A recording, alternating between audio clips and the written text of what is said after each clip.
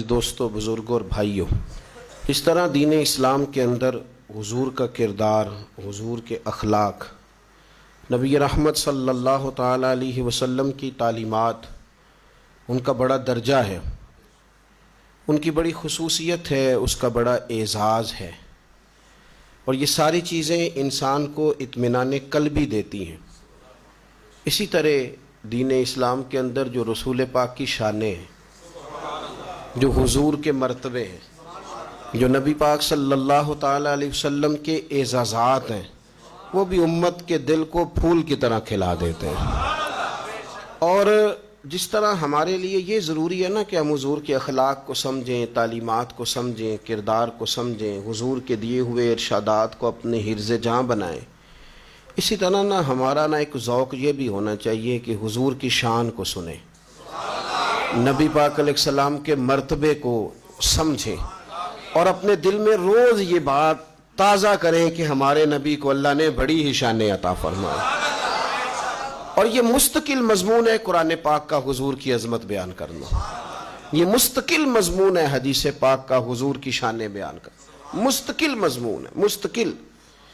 یعنی جس طرح آپ یہ کہیں گے نا کہ حضور کا اخلاق بڑا اعلیٰ ہے، اس طرح آپ کہیں گے کہ میرے نبی کا حسن و جمال بھی بڑا ہی اعلیٰ ہے۔ جس طرح آپ یہ کہیں گے نا کہ رسول پاک علیہ السلام اپنے دست مبارک سے سخاوت کرتے تھے تو بڑا بانٹتے تھے، تو یہ بھی آپ کہیں گے کہ حضور کے جو ہاتھ تھے نا وہ برف سے زیادہ ٹھنڈے تھے، کستوری سے زیادہ خوشبو والے۔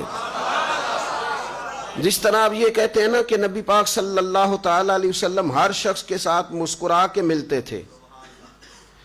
حضور کے لبہائے مبارکہ پر ہمیشہ مسکراہٹ اور تبسم رہتا تھا، اس طرح آپ یہ بھی کہیں گے کہ حضور کو رب کریم نے جو آنکھیں عطا فرمائی ہیں وہ زمین پہ کھڑے ہو کے جنت کے نظارے کر لیا کرتے۔ ہمارے ہاں ایک خشکی آئی ہے، بالخصوص کچھ لوگوں نے محنت کر کے یہ خشکی پیدا کی ہے کہ جی آپ تعلیمات کی بات کریں، بھئی ہم سے زیادہ تعلیمات کی بات کون کرے گا، آپ اخلاق کی بات کریں، بھئی صبح و شام کرتے ہیں، لیکن جو میرے نبی پاک صلی اللہ علیہ وسلم کی عظمت کی بات ہے، جسے قرآن مجید نے حضور کی عظمت بیان کی ہے، تو کیا اس کی بات چھوڑ دیں؟ قرآن نے میرے محبوب کی پیشانی کا ذکر کیا ہے، حضور کے مقدس لبہائے مبارکہ کا ذکر کیا ہے، حضور کے دست ید اللہ کا ذکر کیا ہے، تو یہ جو ساری چیزیں قرآن و سنت نے بیان کی ہیں یہ مستقل مضمون ہے۔ آپ باقی چیزیں جب سنتے ہیں نا حضور کی تعلیمات تو آپ میں عمل کا جذبہ پیدا ہوتا ہے، عمل کا، آپ کے اندر دل نرم ہوتا ہے جب آپ حضور کی تعلیمات سنتے ہیں، اخلاق سنورتے، اور جب آپ حضور کی شان ملاحظہ کرتے ہیں نا تو بجھا ہوا دل کھل جاتا ہے، اس طرح لگتا ہے کہ اداس چہروں پہ روشنی آ گئی ہے، یوں محسوس ہوتا ہے کہ جیسے دبے دبے لوگوں نے ہنسنا شروع کر دیا، کلیاں مسکرانے لگی ہیں، پھول چٹکنے لگے۔ آپ دیکھیں نا ہمارے بزرگ کیا کہتے ہیں، سب سے اولا ہو اعلیٰ اور سب سے بالا ہو اعلیٰ۔ لفظ سادے ہیں لیکن اس سادگی کے اندر جو خاص رنگ ہے اور ذوق ہے وہ نہیں جس طرح کوئی روایتی نعت خواں لگا ہوا ہے اور اس کا مقصود ہے یہ بات کرنا، نہیں، دل کے جذبے کے ساتھ، یعنی گہرائی کے ساتھ کہ اس کی آنکھیں، اس کی زبان، اس کی باڈی لینگویج سارا کچھ مدینے والے کی شانیں بیان کرتی ہے۔ سارے اچھوں سے اچھا سمجھیے جسے، ہے اس اچھے سے اچھا ہمارا نبی۔ اعلیٰ حضرت کہتے ہیں تم سارے اچھوں میں سے جس کو اچھا سمجھ لو نا، کرو تعریف کے فلانا بڑا اچھا ہے، سارے اچھوں سے اچھا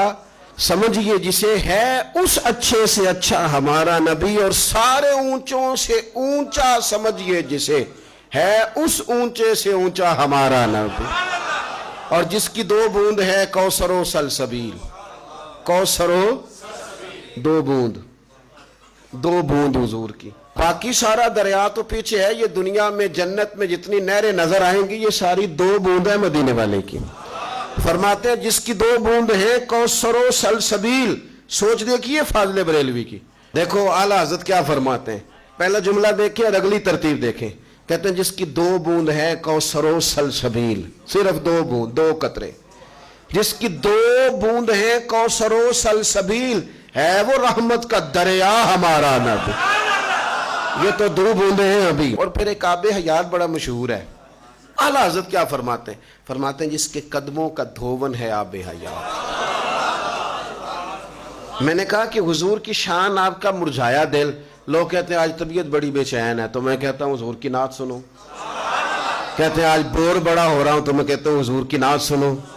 کہتے ہیں آج دل نہیں لگ رہا تو میں کہ مدینے والے کے ساتھ لگاؤ۔ آپ غلط جگہ پہ سکون تلاش کرتے ہیں، وہاں ہے ہی نہیں تو ملے گا کیسے؟ کہتے ہیں حضور قدم دھو دے نا تو وہ جو دھون ہے نا حضور کے پاؤں سے لگ کے جو پانی نیچے اترتا ہے، فرماتے ہیں وہ کو پی لے تو اسے آب حیات نصیب ہو جاتا ہے۔ جس کے قدموں کا دھون ہے آب حیات، ہے وہ جان مسیحا ہمارا نبی، ہے وہ جان مسیحا ہمارا نبی، سب سے اولا ہو اعلیٰ۔ میں نے کہا کہ شعر و سخن میں کوئی اعلیٰ حضرت کے قریب نہیں جا سکتا، لیکن یہ دیکھیں ان میں لفظ اس نعت میں سادے استعمال کیے، سادے۔ کبھی آپ سادگی کا بھی حسن لینا تو اصل جو چیز ہوتی ہے وہ نکھر جاتی ہے۔ فاضل بریلوی کہتے ہیں کہ جملہ دیکھیں، کہتے ہیں اپنے مولا کا پیارا ہمارا نبی۔ نہیں سمجھے آپ بات؟ وہ وزیر صاحب کا پیارا نہیں، آپ میری بات کو سمجھے۔ دنیا دار ہیں کہتے ہیں فلانا لاڈلا ہے پیارا ہے، نہ کہتے ہیں اپنے مولا کا پیارا ہمارا نبی اور دونوں عالم کا دولہا ہمارا نبی۔ اور فرماتے ہیں کہ لا مکان تک اجالا ہے جس کا وہ ہے، ہر مکان کا اجالا، ہر مکان کا اجالا ہمارا نبی۔